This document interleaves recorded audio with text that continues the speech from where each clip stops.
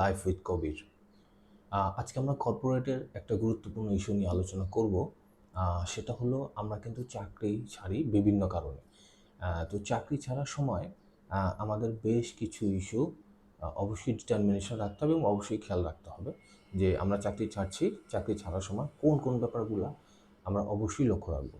না হলে কিন্তু পরবর্তীতে আমাদেরকে আফসোস করতে হবে যে এই ব্যাপারগুলো আমি ঠিকভাবে ডিটারমিনেশন করি নাই। সো ফার্স্টেই যখন আমরা একটা নতুন অফার পাবো, ওই কোম্পানি থেকে অবশ্যই আমরা অফার লেটারটা আগে হাতে নিব। অফার লেটারটা হাতে নেওয়ার পরে আমরা আমার পুরনো কোম্পানিতে রিজাইন দিব। অনেক সময় দেখা যায় যে মৌখিক কথার ভিত্তিতে আমরা চাকরিটা সুইচ করি এবং পরবর্তীতে দেখা যায় যে যেখানে যেতে চাচ্ছি, যে অর্গানাইজেশনে, সেখান থেকে কিন্তু রিজেক্ট করে দেয় যে কোনো একটা কজে। তখন কিন্তু আবার এই পুরনো অর্গানাইজেশনে যে আমরা অলরেডি রিজাইন দিয়ে দিয়েছি সেখানে ফিরে আসা ডিফিকাল্ট হয়, কারণ এর মধ্যেই যদি কোম্পানি নতুন কোনো লোক রিক্রুট করে ফেলে, দেন আপনি কিন্তু অনেক ডিফিকাল্টিতে পড়বেন জবের ক্ষেত্রে। তাহলে কিন্তু আপনার নতুন অর্গানাইজেশনেও যেতে পারলেন না, পুরনো অর্গানাইজেশনেও কিন্তু আপনি আর কাজ করতে পারলেন না। সো অবশ্যই নতুন চাকরির অফারটা নিশ্চিত করবেন এবং তারপরেই আপনি রিজাইন দিবেন। দ্বিতীয়ত, এমপ্লয়মেন্ট কন্ট্রাক্টটা ভালোভাবে পড়ে নেবেন যখন আপনি নতুন কোম্পানিতে যেতে চাচ্ছেন। নতুন কোম্পানি আপনাকে কী অফার দিচ্ছে, কী বেনিফিট দিচ্ছে, এই ব্যাপারগুলো একদম ক্লিয়ার হয়েই আপনি পুরনো অর্গানাইজেশন রিজাইন দিবেন। তারপরে প্রত্যেকটা কোম্পানিতে একটা নোটিস পিরিয়ড থাকে যে আপনি কতদিন আগে বলবেন যে আমি চলে যাব। সো এটাও আপনাকে একটা কোঅর্ডিনেশন করতে হবে।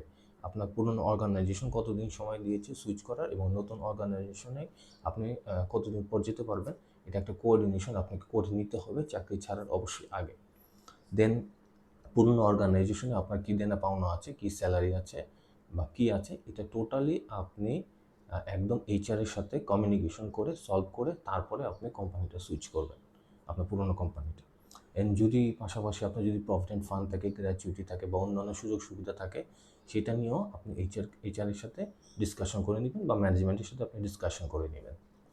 দেন কোম্পানি থেকে যখন চলে যাবেন আপনি পুরোনো কোম্পানি থেকে, অবশ্যই আপনি একটা রিলিজ লেটার নিয়ে নেবেন, কারণ আপনার এই রিলিজ লেটারটা আপনার নতুন অর্গানাইজেশনে নর্মালি সাবমিট করতে হয় যে পুরোনো কোম্পানির সাথে আপনি সকল প্রকার লেনদেন বা পুরোনো কোম্পানির কোনো দায়ভার এখন আর নেই, আপনি কমপ্লিট করে এসেছেন।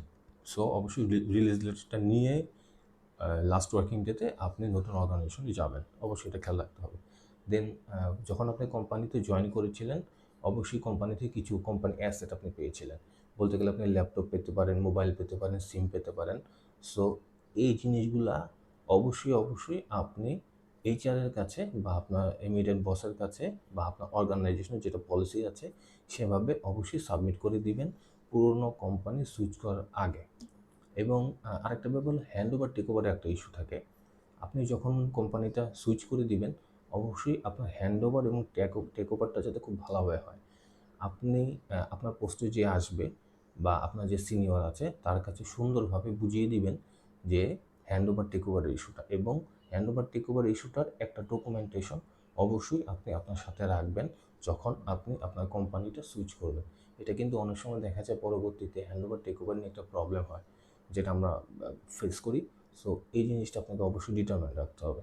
আর ফাইনালি, আপনি পুরনো কোম্পানি ছেড়ে দিচ্ছেন বলে কিন্তু আপনার সাথে পুরনো কোম্পানির সম্পর্কটা কিন্তু পুরোপুরি নষ্ট হয়নি, এটা সারা জীবনই থাকবে। একটা মানুষের সাথে কমিউনিকেশন থাকলে, একটা মানুষের সাথে যোগাযোগ রাখা এটা অবশ্যই দরকার। এতে করে কিন্তু ফিউচারে আপনার জন্য বেটার অপরচুনিটি হয়। সো আপনি যখন পুরনো অর্গানাইজেশন ছেড়ে যাবেন, প্রত্যেকের সাথে কমিউনিকেশন রাখার জন্য অবশ্যই কন্ট্যাক্ট নাম্বার বা আমাদের এখন সোশ্যাল মিডিয়া, এটা একটা লিঙ্কেজ করে নেবেন। এতে কিন্তু ফিউচারে আপনার জন্য একটা প্লাস পয়েন্ট হবে। সো আজকে আমরা মোটামুটি জানতে পারলাম বেশ কিছু ইস্যু, যে চাকরি ছাড়ার আগে এই ব্যাপারগুলো অবশ্যই আমাদেরকে জানতে হবে। সো সামনে আমরা আরও ভালো ভিডিও নিয়ে আসবো, ভালো ভালো টপিকস নিয়ে। সো অবশ্যই আমার ইউটিউব চ্যানেলটা আপনার সাবস্ক্রাইব করবেন এবং ফেসবুক পেজটা অবশ্যই লাইক দিবেন। ধন্যবাদ।